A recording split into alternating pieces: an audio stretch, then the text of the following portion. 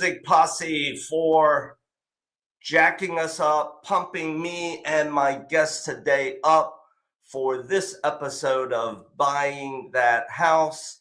Before I welcome my guest in today's episode, some of the things that you're going to hear us talk about today is OMG. Now is the time to look at your finances, because my guest does that for a lot of his clients. And what I mean about finances is two things that are kind of an oxymoron, counterintuitive. Income, who doesn't want more?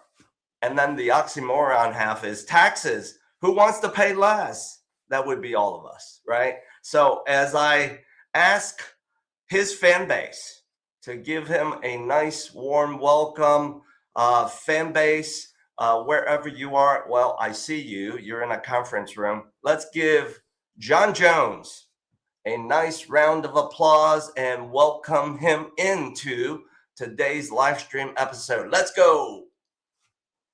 Yes, John, these are your fans, probably clients. They're all stuck in a nice conference room today. Why? Because social media friends and audience, it's too cold outside. We're trying to do it where everyone's safe. So let's add John into today's conversation. Hello, John. Hello, William. How you doing? I am good. As you can see, I am donning winter gear. Why? Because for the past 3 weeks, it seems like, and longer, you and I have been stuck in this frozen tundra, right? Right. Yes. Yeah. How are you doing? I'm cold too, and it's not getting warmer for a while. It is not. I looked at the weather forecast. It is doing the slow crawl. Right. Back to seasonal temps. I know.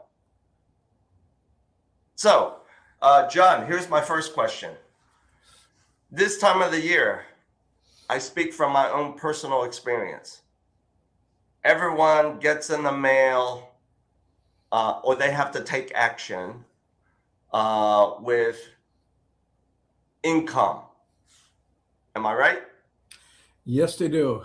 And for you, sir, even though you celebrated your holiday, Christmas, whatever, however you celebrate, this is your second holiday where all of a sudden everyone's calling you, you're calling them back, you're managing expectations. Am I right? Right, but I wouldn't call it a holiday. It's a lot of work.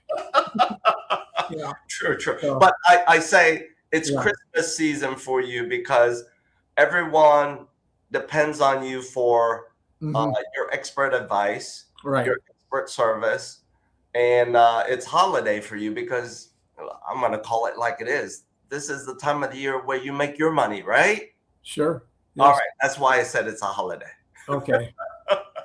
So let's talk about the business that you're in, the business that I'm in, and how we kind of intersect together. John, you and I both know many people who are thinking about buying their first home or buying their next home.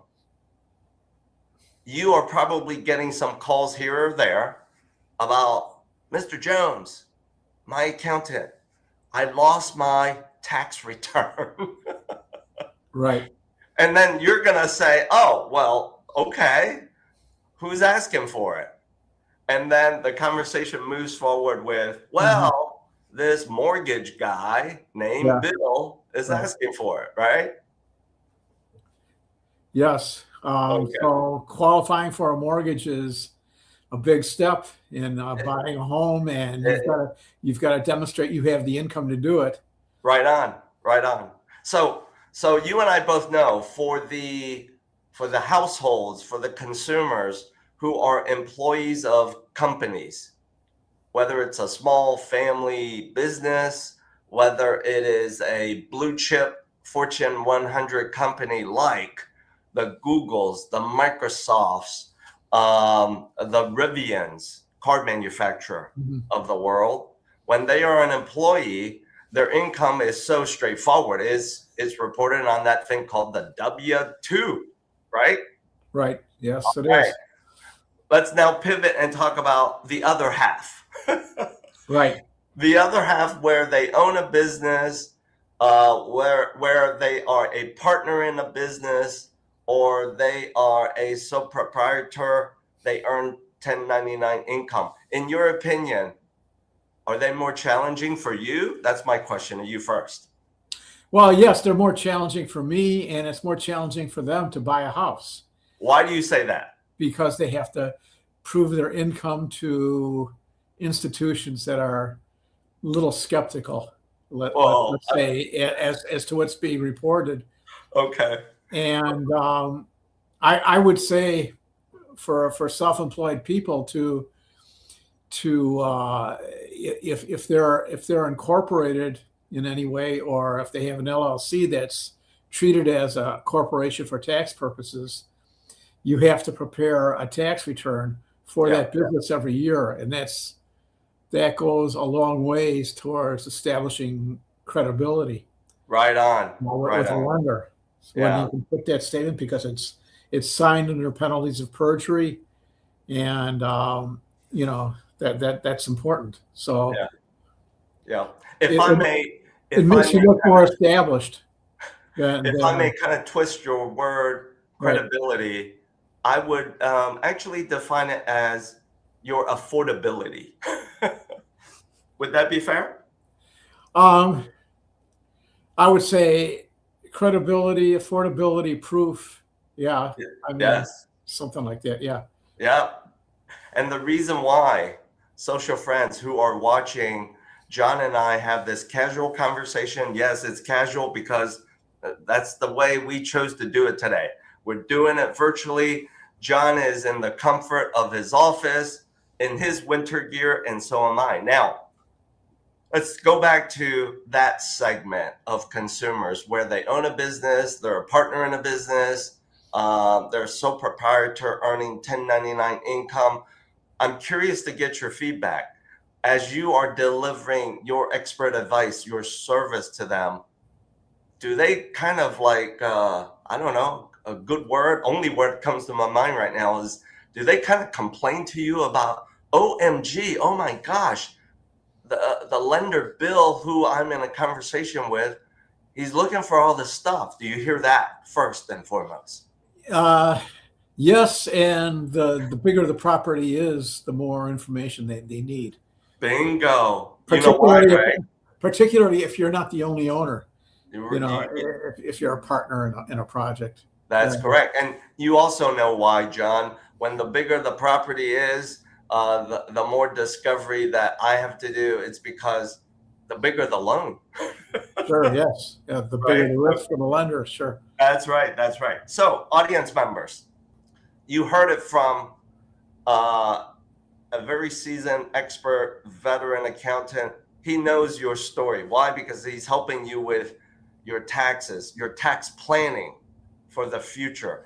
And he's helping you do that for the life events that really matter. Now, I'm going to quiz you. I'm going to help you though, John. In your opinion, give me one of the 5 life events that really transform and creates a nice pivot with your tax planning. I'm going to get you started. The first one is diamonds, people getting married. What do you think is the next one? Married. I would say the immediate thing there is, you have, with marriage comes financial responsibilities you didn't have as a single person.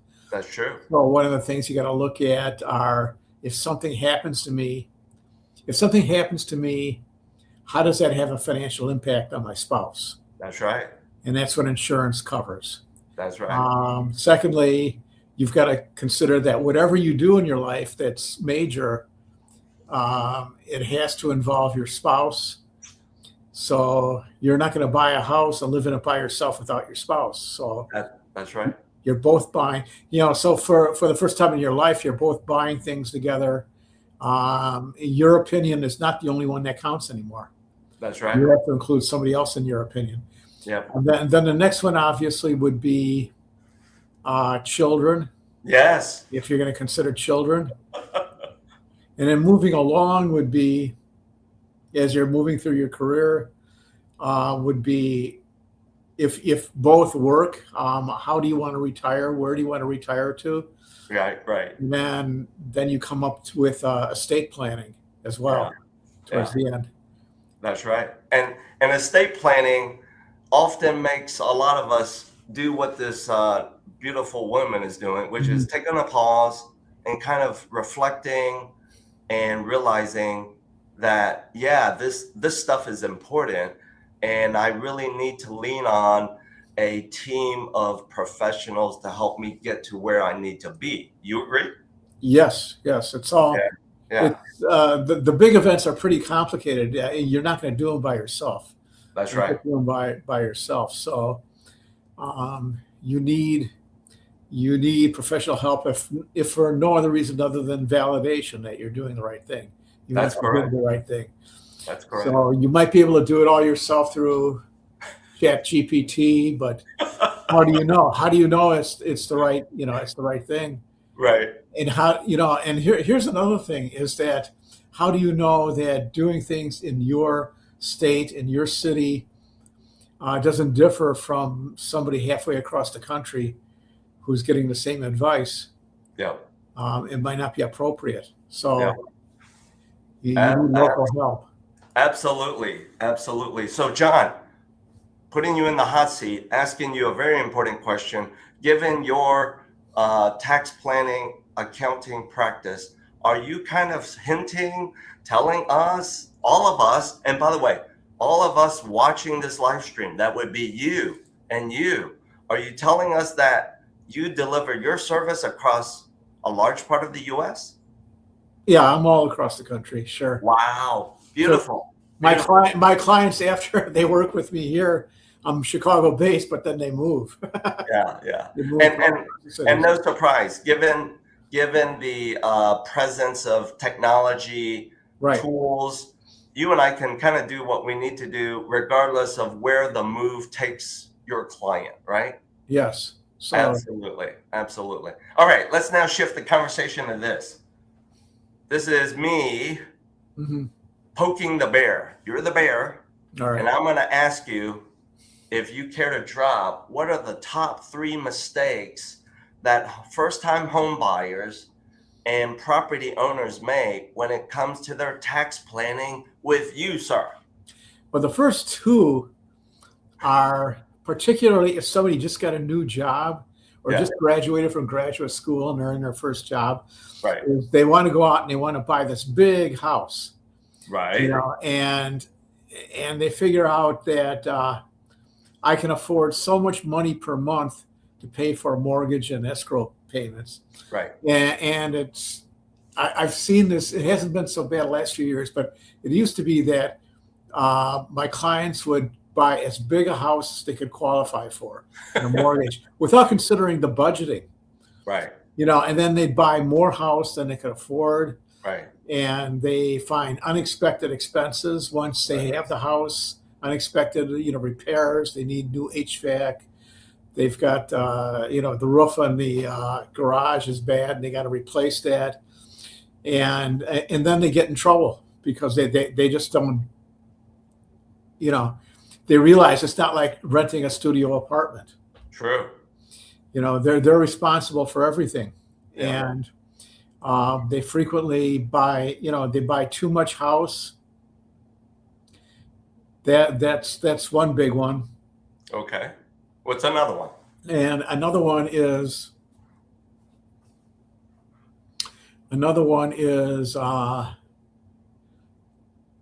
being careful if you're going to get a variable rate mortgage. Yes. Correct. There's something to be said for paying a little bit more on a fixed rate mortgage and having, and having the comfort of knowing that the rate's not going to go up. True. Very true. Very true. And on your side of the business, quite similar to my side of the business, it's all about managing risk. Wouldn't you agree? Sure. Yes, it is. Yeah. What's the third mistake that you care to share with our audience today? The third mistake is make sure your relationship is good. I love that one. Because, you're buying this together, Yes. and you're in it together, even if you're not both on the title. Right. You're both paying for it. True. And if something happens with one, that affects the other person. Yeah. I call it relationship mess. Right. And also going along with it, as far as taxes are concerned, Right. make sure that the person you're marrying does not have huge income tax debts that they owe, that they have liens on. Right on. Because you want to get that cleared up before your marriage. Yeah. Either that person settles with the IRS or something, because eventually you'd probably want to file married filing separately for a while. True. But I mean, there's ways you can check by Yeah. going online with the IRS to see whether all the returns are filed and whether someone owes money. Yeah. Yeah. That's why I'll add to what you just said, John. When and if you're about to get into a relationship with a life partner, fiance, spouse, and maybe it's not the first time you're doing it. Yeah.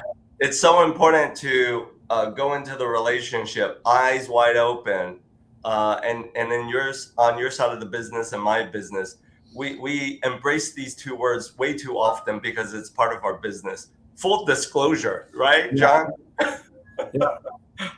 Yeah. So let me now wrap up today's live stream and ask you for some additional coaching, some additional advice, because you work with so many clients all across the U.S. from different segments of their household finances, their complexities. You own this part, Yeah. so I'm going to prompt you. How do you manage the expectations of tax planning, income, reporting the right income, paying what's the reasonable amount of taxes for your audience? Care to share with us what that should look like? How do you manage? Well, the first thing you have to do is reach out to the client and find out what their expectations are. Right. And you have to explain to them what the law is, what the law requires. Right. And if they don't like that, then what can they do about it? Right. I like that. There's alternatives. Yeah. So a lot of that is communication. Yes. And I've got to communicate what I can do and what I'm not capable of doing. Right. Right. And I've got other people I work with, for instance, other consultants and attorneys and other people that I work with. If you've got a problem, I can refer you to somebody good if I can't solve a problem. That's right. That is right. So I always share this cliche. Maybe you've heard it from me a few times when we've spoken, John. The business that you and I are in, it's a team sport. We're both sometimes engaged at the same time with a client who's on the field trying to move forward. And so audience members, social friends, that's you and that's you. If as part of your next steps in your journey of managing your household finances, you're going through the life events, and along the way, you just might need to source financing to buy that first home, the next home. And right now, let's call it like it is. You don't have that rock solid relationship with a great accountant who can help you tax plan for the future. And just like John said, what are your expectations? Are you ready to communicate?